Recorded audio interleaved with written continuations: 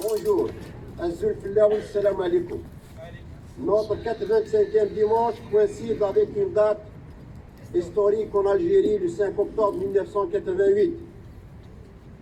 Du 4 au 10 octobre 1988, l'Algérie a connu une semaine des plus agitées de son histoire post-indépendance. Le mouvement qui a commencé à Alger s'est vite propagé de façon fulgurante. Bien que les manifestants soient pour la plupart très jeunes, le malaise était ressenti par toute la population. Et par ces manifestations, la politique mise en œuvre par le pouvoir est remise en question.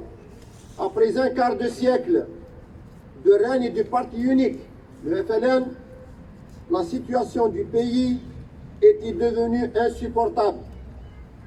Depuis l'indépendance, le régime algérien n'hésitait pas à recourir à la répression à la moindre contestation de sa politique. La crise multidimensionnelle qui prévalait en Algérie à la fin des années 80 était la résultante d'une accumulation de facteurs explosifs. Corruption, mauvais fonctionnement d'une économie centralisée et rigide était entièrement entre les mains d'une nomenclature à dépasser, ont précipité la faillite du système qui n'arrivait plus à subvenir aux besoins élémentaires de la population. Le verrouillage du champ politique a éloigné le citoyen de ce qui se faisait en son nom, et la crise pétrolière de 1986 a démontré que le pays était dépendant des seules recettes des hydrocarbures. Le baril du pétrole a chuté de 40 à 15 $.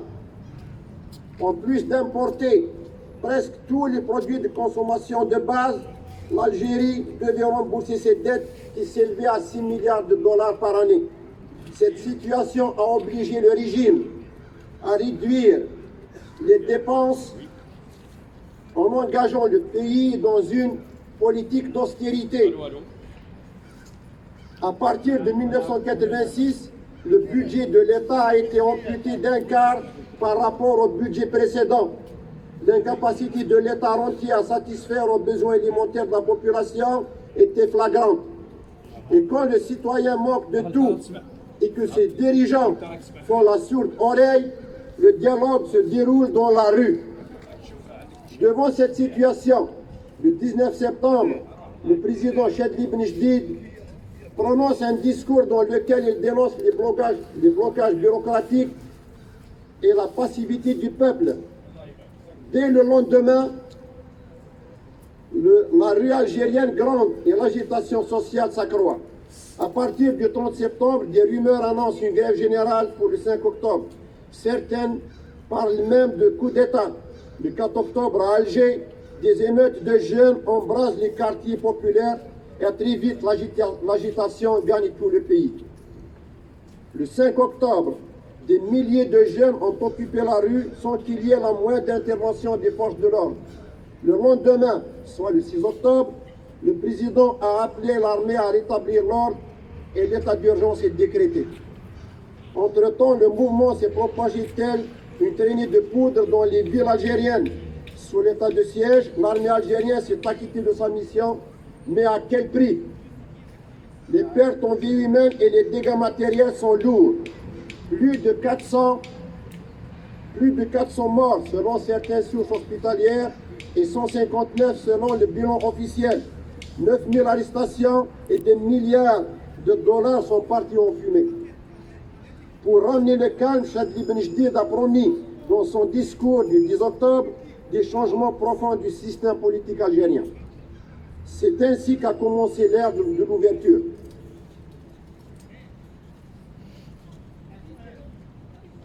Le calme à peine revenu, le mécanisme des réformes s'enclenche très vite. Le 3 novembre 1988, un amendement constitutionnel permet la séparation des pouvoirs entre le président et son premier ministre.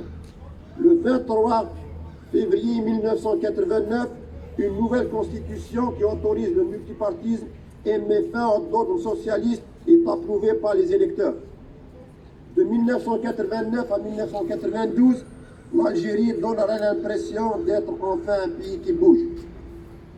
Il faut dire qu'il n'y a eu aucune enquête officielle à propos des événements d'octobre 1988 et personne n'a jamais été jugé ou inquiété quant à l'usage de la force à l'égard des civils ou encore pour les actes de torture commis à l'encontre des personnes arrêtées. Peut-être que cette impunité était un prélude à la décennie noire et ce qui est venu après. Octobre a un goût d'inachevé, car la vraie transition démocratique n'a pas été réussie.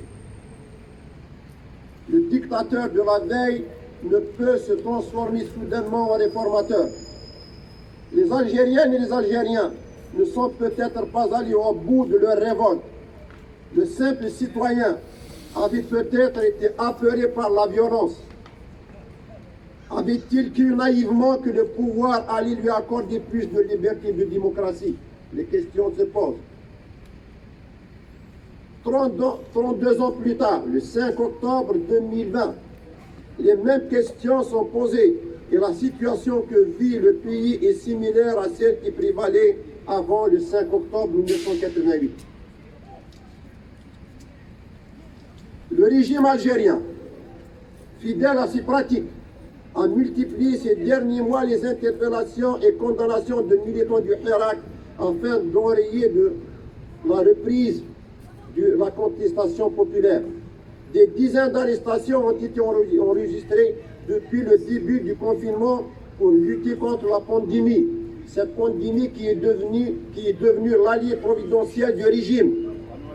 La liste des personnes arrêtées est non seulement déjà très longue, mais on vient de lui ajouter cette semaine plusieurs noms, dont l'ex-député Khaled Tazaghart qui a démissionné de l'APN, dont les sièges étaient vendus au coût de 7 milliards de centimes. Cette APN a adopté le nouveau code pénal sur lequel s'appuient la plupart des poursuites contre les militants du Hirak. C'est cette même APN qui a adopté dans la précipitation la nouvelle constitution de la honte que le régime veut imposer aux Algériens par tous les moyens. En dépit de la diminution des cas de Covid en Algérie, le pouvoir prolonge la fermeture des écoles, des lycées, des universités et des mosquées, pendant que ses alliés bénéficient de toutes les facilités qui leur permettent de se réorganiser et de se redéployer. Si nous, membres de la diaspora établis au Canada, sommes ici, aujourd'hui, malgré la situation sanitaire liée à la pandémie, c'est parce que nous sommes contre cette politique du fait accompli qu'on veut nous imposer et nous n'avons pas le droit de la cautionner. Non seulement il est de notre droit de la rejeter catégoriquement, mais aussi il est de notre devoir de lui faire barrage.